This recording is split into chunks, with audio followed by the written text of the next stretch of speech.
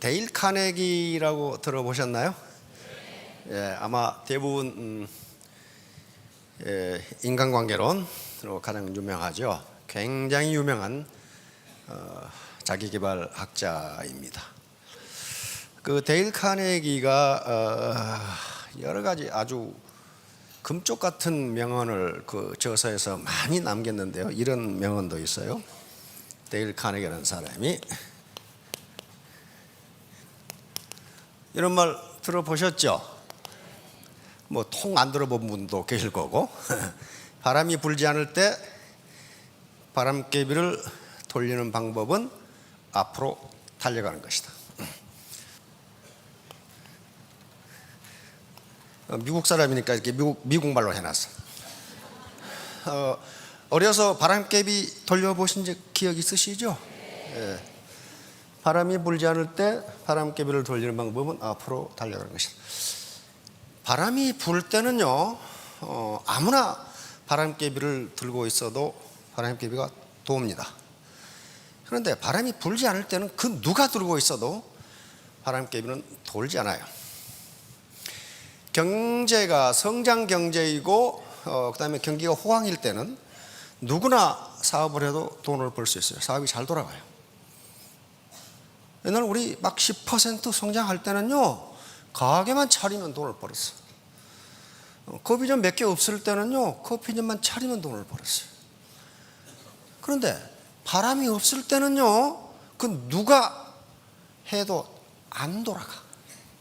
잘 안 돌아. 경기가, 사업이 잘 안 돌아가요. 그때는 어떻게 하라고요? 그걸 자꾸 뛰어야 돼. 뛰어야 된다고요. 그런데 어디로 뛰어요? 어디로? 어디로 뛰었냐고요? 앞으로. 근데 그놈 앞이 동서남북이 어디냐 이거예요. 요 뛰기 위해서는 아무데나 뛰면요, 그건 구렁텅이로 빠져요. 아무데나 뛰면 되는 게 아니에요. 퇴직하고 치킨집을 가지고 뛰었더니 망했어. 그렇잖아요. 커피집을 가지고 뛰었더니 망했어. 엊그제만 하더라도 10중 9망 그랬거든요. 치킨집 10개 생기면 9개가 망한다 그랬는데 엊그제 보니까 10중 11망 그랬더라고. 10개 생겼는데 11개가 망했어. 그러니까 옛날에 생긴 놈들이 다 망하는 거야 지금. 그럼 어디로 뛰어야 되느냐 하는 거예요. 그래서 어디로 뛰는지를 알려드리는 게 애터미 교육이에요. 세 가지 공부가 반드시 필요해요. 세 가지 공부. 머리 공부, 마음 공부, 그리고 몸 공부. 이 마음이 가장 중요해. 내가 바람개비가 돌지 않으니까 가지고 뛰어야 되겠다는 마음이 있어야 돼. 그렇죠? 이게 의지고 열정이고 그다음에 도전 정신이에요. 이거 없는 사람 많습니다. 최근에 젊은 놈들 보고 실망한 놈들 많아요. 아무 생각이 없어. 도대체 아무 생각이 없어. 여기까지 데려다 놨는데, 여기까지 데려다 놨어요. 오기 싫다는 놈을 보니까 없어. 어디 갔는가 했더니 차에서 미국 프로야구 구경하고 있어. 야, 아무 생각이 없어. 이건 뭐예요? 마음이 없는 거예요. 그렇죠? 바람개비를 가지고 뛰어야 되겠다는 도전정신, 열정, 각오, 결심, 이게 없어요. 이게 없으면요 안 뛰어요. 자, 그러면 우선 그게 필요해. 마음이 필요해. 마음 공부가. 두 번째는 머리 공부예요. 어디로 뛸 것인가요? 어디로 뛰어가느냐 하니까요. 이게 목표를 정하는 거고 비전을 만드는 거예요. 나는 3년 내에 스타마스터가 되겠다. 이 무슨 목표가 있어야 될 거 아니에요. 나는 1년 내에 세일즈 마스터가 되겠다. 이 목표가 없이 뛰어야지. 목표가 없이 뛰어다 보면은 엉뚱하더라고요. 반드시 목표가 있어야 돼. 근데 가장 중요한 건 뭐예요? 몸 공부예요. 몸 공부. 머리로 암만 생각하고 마음으로 암만 결심해도, 담배 끊는 사람이 그러죠. 내일부터 끊어야지. 우리도 피고 앉아있죠. 내일은 또 안 그래. 또 내일부터 끊어야지. 여자들 다이어트도 마찬가지예요. 다이어트 한다고 굳게 결심했는데 친구가 치킨을 사왔어. 오늘만 먹고 내일부터 해야지. 안 되는 거예요 이게. 그러니까 암만 머리로 생각하고 마음으로 결심해도 몸이 실행을 하지 않은 바람개비는 돌지 않아요. 이걸 바람개비를 돌게 하는 데 있어서 가장 중요한 마음의 자세가 겸손이라고 하는 겁니다. 휴밀리티.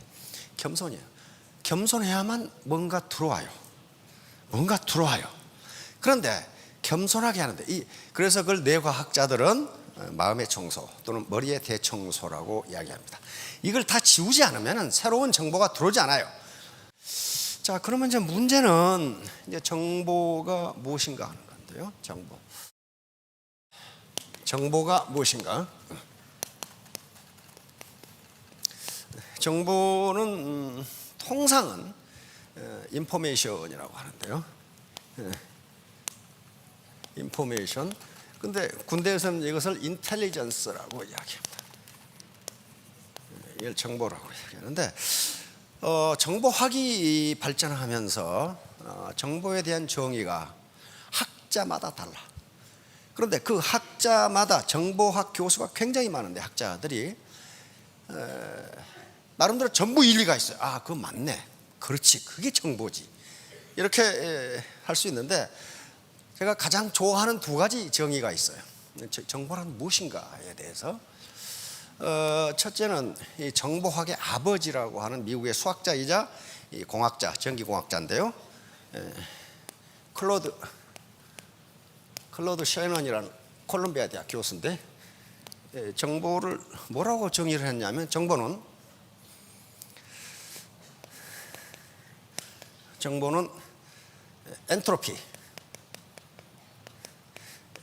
엔트로피를 감소시키는 도구, 이렇게 정의를 했어요. 어때? 정보란 말보다 더 어렵죠? 엔트로피를 감소시키는 도구. 엔트로피는 전에 제가 이 엔트로피 연력학 제2법칙이라고 설명을 했는데요. 혼잡도, 무질서도입니다. 생각이 무질서해. 그리고 불확실성이라고 여기서 해석이 됩니다. 불확실성. 다시 말하면 정보는 불확실성을 감소시키는 도구, 이렇게 생각하시면 돼요. 그러니까 정보를 알게 되면 의사결정이 조금 더 올바르게 돼요. 아, 지금까지 몰랐어. 전혀 몰랐어.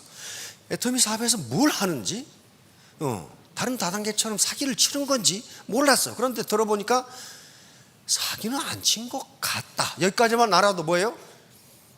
불확실성이 감소가 됩니다.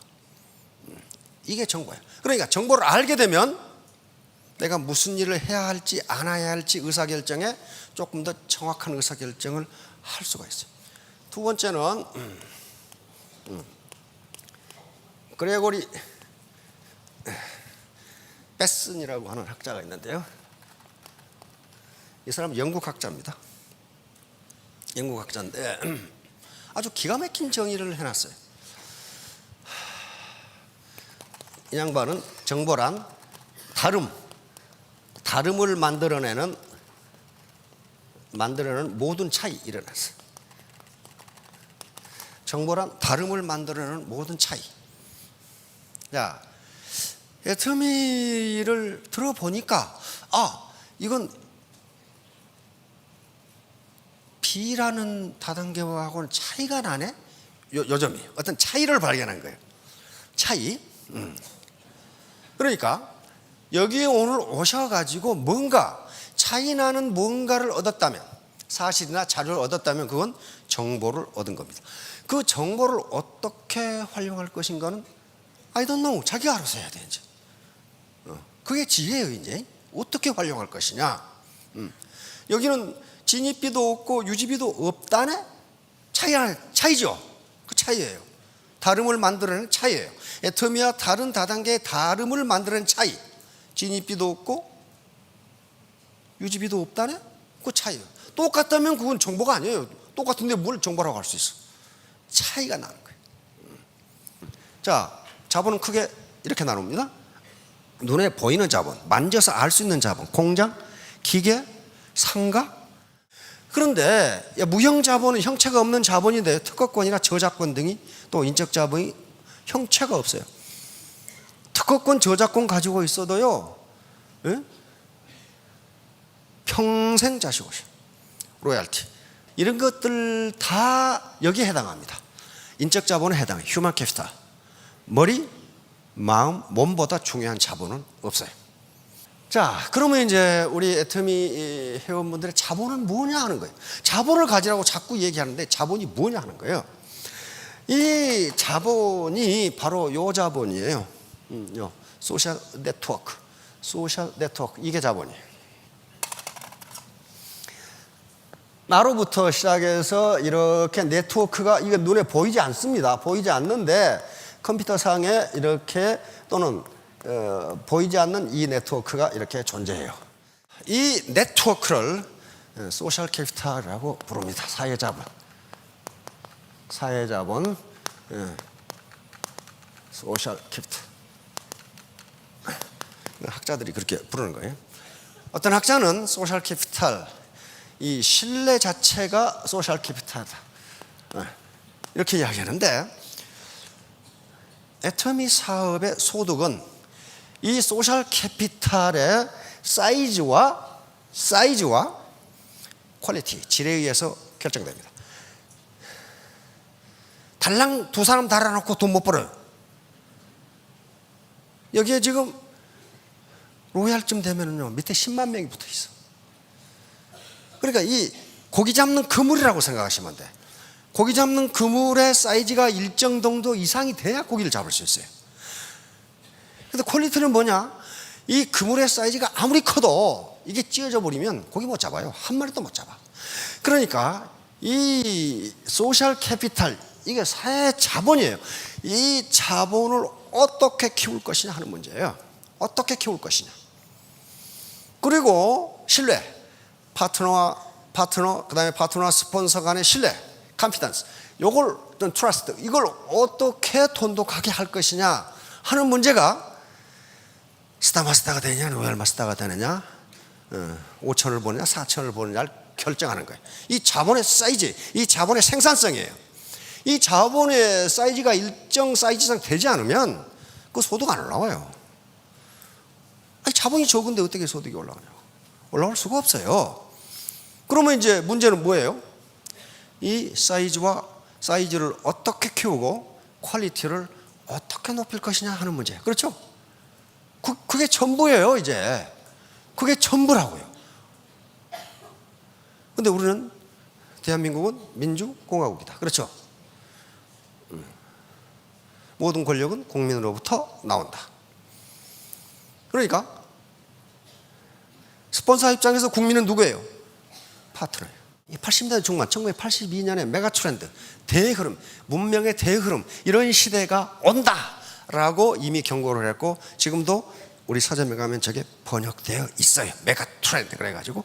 그런데 이 메가 트렌드 속에 한 챕터에 하이테크, 하이터치라는 한 챕터가 나오는데, 이게 너무 중요하기 때문에 이 사람이 이 챕터를 다시 떼서 하나의 책으로 쓴 게 하이테크, 하이터치예요. 다시 말하면 지금 4차 산업혁명에 의해서 고기술, 아주 첨단 기술이 전부 인간을 대신하는데, 인간은 인간이라는 거예요. 다시 말하면 아무리 첨단 기술이 발전하고 로봇가 만들어져도 인간은 인간의 손길을 필요로 한다는 거예요. 그러니까 하이테크가 될수록 인간은 인간을 찾는다는 거예요, 지금. 그런데 그게 그렇게 돼가요. 애터미는 휴먼 터치 사업입니다. 로봇 가지고 하는 게 아니고, 광고를 하는 것도 아니고, 인간과 인간의 터치로 사업이 이루어지는 휴먼 터치, 휴먼 네트워크 사업이에요. 그렇다면은 하이테크 시대에도 인간과 인간의 정은 없어지지 않기 때문에 살아남을 수 있다, 이렇게 지금 판단하는 거예요.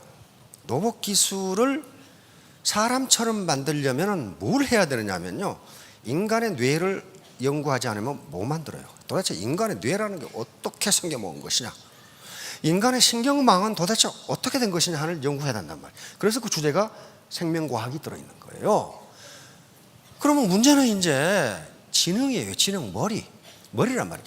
지금 여기 지능검사가 나온 것은 지금부터 100년 전입니다. 1905년에 프랑스에서 처음 나왔어요. 근데 프랑스에서 지능검사를 한 예의는 굉장히 인도주의적 목적이었습니다. 이때부터 1900년대 초반부터 프랑스에서 국민교육이 시작됐어요. 지금은 옛날에 우리 초등학교를 뭐라고 그랬어요? 국민학교라고 그랬잖아요. 근데 지금은 안 써요, 그 말을. 왜냐하면 독일과 일본에서 썼기 때문이에요. 국민학교는 말을 독일에서 썼고 일본에서 갖다 썼고 우리 갖다 썼어. 근데 그 초등학교거든. 그런데 이때부터 국민교육이 시작되니까 어떤 일이 벌어졌냐면은 한 클래스에 성적이 아주 좋은 애, 이 공부를 못 따라온 애가 한 클래스에 있어. 그러니까 프랑스 정부가 인도주의적 입장에서 저 학습 지진아들을 어떻게 방과 후 학습으로 성적을 끌어올릴 것이냐를 연구하라고 그랬단 말이에요. 그러니까 순전히 인도주의적 목적이죠. 그래가지고 저희들을 어떻게 학습을 따라오게 할 것이냐를 연구하다가 이게 나온 거예요. 이때부터 지능검사라는 게 시작됩니다. 지능검사의 역사는 그러냐, 지금부터 몇 년이에요? 100년 동안 연구해요. 인간의 지능이 뭐냐 하는 것을 100년 동안 연구했단 말이에요. 학자들, 심리학자들과 이 생물학자들이 연구를 했어요. 그런데 여기에 골턴이라는 인물이 나옵니다. 이 골턴은 유전자 결정론, 이게 우생학자인데 이게 영국 사람인데 뭐냐면은 인간은 나면서부터 우등한 놈과 열등한 놈이 있는데 열등한 놈은 점점 종자를 없애고 우등한 놈으로 종자를 퍼뜨리면 인류는 점점 좋아질 것이다. 아주 끔찍한 이론을 내세운 사람이에요. 그런데 이 골턴은 말이죠, 자기 이론이, 그러니까 이건 유전자에 딱 갇혀가지고 너는 나면서부터 네 유전자가 그 모양 그 꼴이기 때문에 너는 평생 그렇게 살아라. 이게 지금 이거예요. 무시무시한 이론이죠. 이게 맞다면. 그러니까 이 골턴은 유전자가 좋은 놈이 유전자 나쁜 놈을 다 때려 죽여라 하는 게야. 아주 무시무시한 이론이죠. 그런데 이 사람이 골턴이에요. 그런데 자기가 우생학을 만들어 놓고 실제 실험을 해봤어. 맞는지. 자기가 맞다고 생각했어. 황소 무게 측정인데요.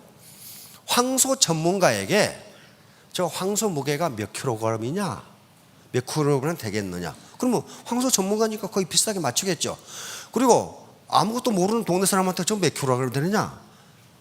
그랬더니 황소 전문가가 더 잘 맞춰. 당연하죠. 그래서 이번에는 어떻게 했냐면은 그 황소 전문가하고 동네 사람 아무나 10명 데려다가 무게가 몇 킬로그램 했더니 그 동네 사람 10명이 회의에서 맞춘 게 정확하게 맞더라는 거예요. 자기 이론이 완전히 틀려버렸어. 이거 봐라. 전문가가 더 나을 텐데 왜? 이게 바로 집단지성이라는 겁니다. 바보 셋이 모이면 제갈량보다 낫다는 게 요거예요. 요게 지금 요거예요. 여기 이제 뉴질랜드 정치학자 제임스 플린이라는 사람인데 이상한 걸 발견했어요. 미국 국민의 IQ를 검사했더니 어떻게 돼요? 점점 올라가. 그렇다면 이게 IQ가 유전자에 의해서 결정된다면 이게 올라가면 안 되는 거예요, 지금. 그렇죠? 유전자는 일단 뱃속에서 42일 만에 결정된다고 그러니까 올라가면 안 되는데 올라가는 거예요. 그럼 뭐예요? 인간의 지능에 영향을 미치는 것이 유전자 말고 다른 게 있다 하는 걸 나타내요. 이때 그래서 각 나라에 다 일본, 홍콩 다 조사했어요, 유럽. 근데 전부 이래. 전부 올라가, IQ가. 그러면 머리가 어머니 뱃속에서 결정된다는 이론이 안 맞는 거예요. 이게 뭐냐는 거예요, 이게. 근데 이 낭만이 또 엉뚱한 사람이 한 분 나타났어. 이게 스탠퍼드 대학 심리학교 굉장히 유명한 사람이에요. 루이스 터먼이라는 사람. 이 사람은 우생학 신봉자예요. 맞다. 인간은 태어날 때 유전자에 의해서 그 사람의 일생이 결정된다. 따라서 그 사람의 IQ를 알면은 이 인간이 일생을 어떻게 살아갈지를 알 수가 있다. 이렇게 가정을 한 거예요. 그래 놓고 실험을 시작했습니다. 이 학자는 대단히 유명한 학자인데 캘리포니아 초중등학교 학생 25만 명의 IQ 테스트를 전부 했어요. 그래서 IQ 135, 다시 말하면 천재라고 생각되는 애들 1521명을 선정해서 가설을 이렇게 세웠습니다. 이 아이들은 각계의 최고 엘리트가 되어 성공적인 인생과 영웅적인 지위를 누릴 것이다. 즉 인간의 일생은 IQ 하나만으로 측정이 가능하다. 예측이 가능하다. 이게 가정이니까 가정을 실험에 의해서 연구에 의해서 확정이 돼야 그게 학설이 됩니다. 그렇죠? 그래서 실험을 시작합니다. 실험을 시작하는데 미국의 위대함, 미국의 강함은 여기에 있습니다. 이 사람들은 한번 실험을 시작하면요, 그놈이 죽을 때까지 해. 그러니까 1921년부터 1990년까지 70년간 이놈들이 다 죽을 때까지 한 거예요. 그래서 그 모든 기록을 다 해. 이놈은 몇 살 때 태어나서 어디 살고 그 건강은 어떻고 결혼 생활은 어떻고 공부는 뭐 했고 전부 기록하면 어떻게 됩니까? 그 뒤에 학자들이 그걸 연구하면 됩니다. 그래서 70년간 연구원 3대 결국 터먼 교수의 가설은 전부 틀려버렸어. 안 맞아요. 하나도 안 맞아. IQ가 한 인간의 일생을 결정하지 않는다. 이렇게 결론을 내리고 끝났습니다. 왜냐하면 이게 135 이상 천재들이기 때문에 이 중에 영화배우도 있고 교수도 있고 다 나왔어요. 부자도 있고 다 나왔는데 노벨상은 하나도 없고 퓰리처상은 하나도 없어. 그 다음에 청소부 타일공 등도 대단히 많아. 그럼 청소부나 타일공이 나쁜 직업이다 그런 얘기가 아닙니다. 지금 요것은 IQ 135가 아니라도 할 수 있다 그 말이야. 그렇죠? 천재만 타일공 할 수 있나요? 아니란 말이야. 그러니까 전혀 안 맞는 거야. 그러니까 이제 학자들이 그럼 도대체 인간의 일생을 결정하는 건 뭐냐를 가지고 연구하기 시작한 거예요. 뭐 같아요? 미모? 미모 아니에요. 바로 터먼 교수가 이 천재들이 노벨상을 탈 거라고 예측했는데 천재는 못하고 이 두 사람이 탔어요. 이 사람들이 노벨 물리학상을 탔고 파인만은 20세기에 아인슈타인 버금가는 물리학자인데 IQ 120밖에 안 돼. 두 학자가 노벨상을 탄 거예요. IQ 120이어가지고 터먼 교수는 저런 바보들은 평생 그렇게 산다고 생각했는데 노벨상을 받은 거예요. 거기다 인류에게 가장 큰 공헌을 해준 사람. 처음 만든 반도체인데 이 세 사람이 노벨상을 받았거든요. 근데 이분은요, 두 번째 있는 분은 노벨상을 또 받았어. 물리학상을. 초전도 연구로 노벨상을 또 받았어요. 그러니까 이게 지금 터먼 교수의 IQ만 알면 한 인간의 일생을 알 수 있다는 가정이 틀려버린 거예요. 자, 그래서 과연 유전자가 한 인간의 그 인간의 성격을 결정하는가 하는 실험이 계속 이루어집니다. 뇌과학이 계속 발전하죠. 지금 맥길 대학의 마이클 미니 교수가 쥐를 가지고 실험을 했어요. 쥐가 이제 새끼를 낳았는데요. 두 번 실험을 했어요. 쥐 새끼 두 마리를 꺼내 가지고 이렇게 쓰다듬어 주고 어미한테 다시 넣어줘. 네? 다시 넣어줘. 그러니까 엄마가 어떻게 깜짝 놀라가지고 사람 같으면 이놈아 엄마한테 이야기하라고 어디로 가? 그러면서 막 이렇게 안아주고 핥아주고 막 그래. 예? 사람 같으면 그러겠죠. 내가 이놈 자식이 말이야 다음에 엄마한테 얘기 안 하고 나면 혼내줄 거야. 그러면서도 이렇게 쓰다듬어 두고 그 일을 여러 번 했어. 여러 번 했더니 그러고 봤더니 엄마가 많이 쓰다듬어 주고 인간이 많이 쓰다듬은 쥐가 훨씬 건강하게 자라더라는 거예요. 그리고 굉장히 도전적이고 호기심이 많고 이렇게 크더라는 거예요. 그 말은 무슨 말이에요? 유전자가 똑같은데 왜 그러냐는 거예요. 유전자가 똑같은데 어떻게 키우냐에 따라 달라진다. 그리고 다음 실험을 했어요. 두 번째는 쥐도 굉장히 애정이 풍부하고 사랑 따뜻한 쥐가 있고 굉장히 냉담하고 찬 쥐가 있답니다. 그래서 그 새끼를 바꿔 키웠어요. 따뜻한 쥐한테서 난 새끼를 냉정한 쥐로 옮기고 두 개를 옮겼는데 만약에 유전자 결정론이 맞다면 그놈이 어디서 크건 엄마하고 성격이 같아야 돼. 정반대더라는 거예요.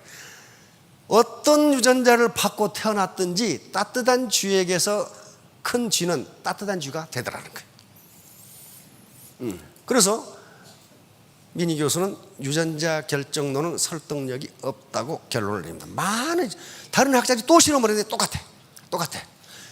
분명히 유전자가 같은 엄마한테서 낳았는데 성격이 달라져. 어떻게 크냐에 따라서. 이거 누구예요? 그래서 많이 봤죠. 강수진.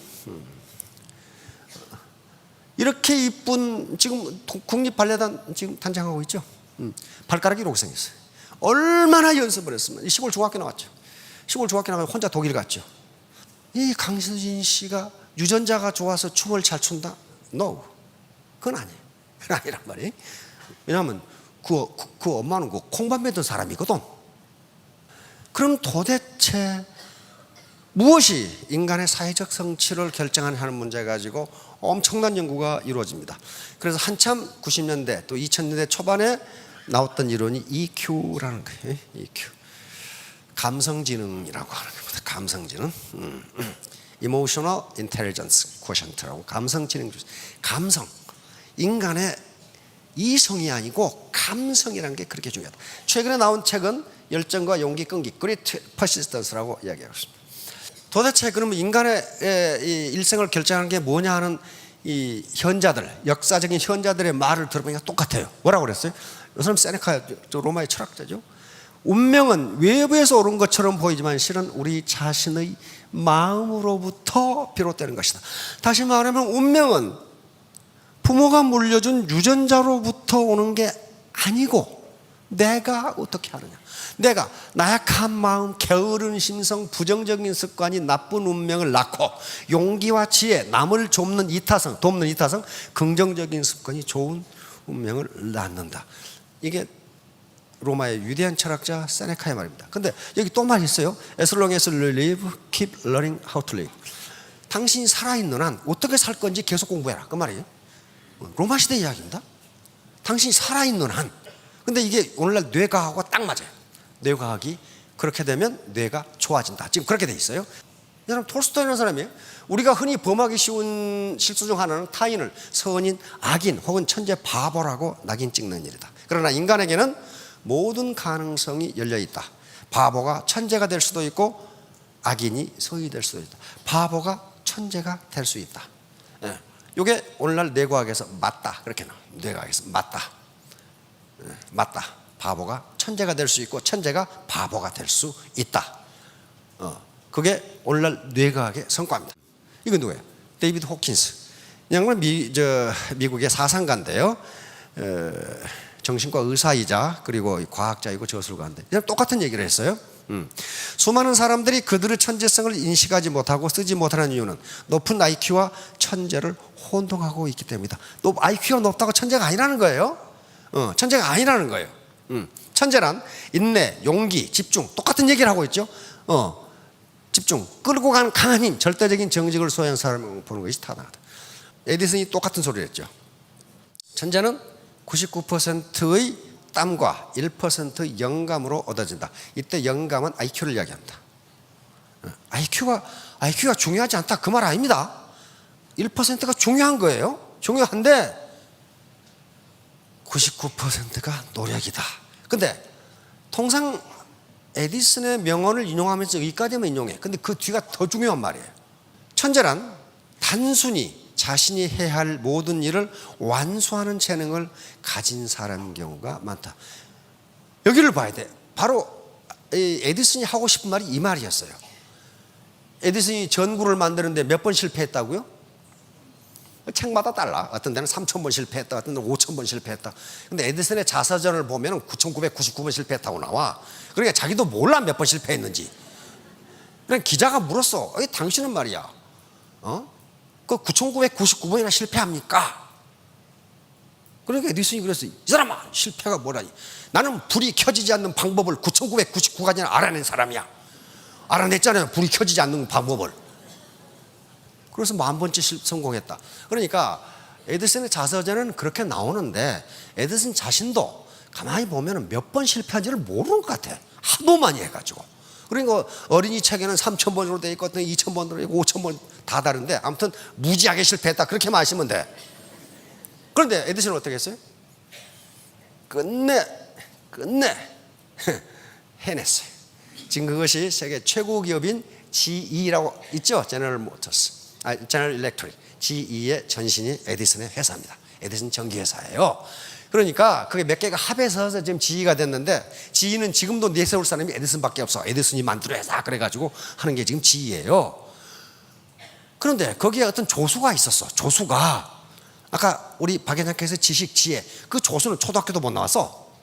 초등학교도 못 나왔어요. 그래가지고 에디슨하고 같이 자기가 돈을 벌면 엄청나게 벌 것 같은데 에디슨한테 갈 차비가 없어. 농사꾼이었거든. 농사꾼 그 품팔이였거든. 그래가지고 기차 짐간에 몰래 갔어 에디슨한테. 그래서 에디슨을 만났어. 만나가지고 내가 당신하고 사업을 하고 싶다. 아니, 돈 한 푼도 없는 놈이 사업하고 싶다고 그랬어. 그러니까 에디슨이 뭐라고 그러냐면, 하루에도 당신 같은 사람이 수십 명이 찾아와. 에? 그러니 내가 묻는 말에 답변을 하면은 나하고 사업을 하고, 못하면 그만이다. 그랬단 말이에요. 뭡니까? 자네가 이제 사무실에 앉아 있겠죠? 나를 이 방에서 나가게 해봐. 그러니까 이 농사꾼이 말 같지도 않은 소리. 어떻게 선생님이 거기 있는데 밖으로 나가게 합니까? 밖에 있다 하면 들어오게 할 수는 있지만. 그러니까 그러면 내가 밖에 나가보지. 한번 딱 넣는 순간 아이고 내가 졌구나. 이게 지혜예요. 초등학교도 못 나오는 친구예요. 그래서 에디슨 다음가는 부자가 됩니다. 왜? 에디슨은 만들 줄만 알았지 팔 줄을 몰라. 과학자니까. 그래서 엄청나게 많은 돈을 벌어줘요. 여러분도 화장품을 못 만들지만은 팔 줄은 알아가지고 엄청난 부자가 되시기 바랍니다. 예, 감사합니다.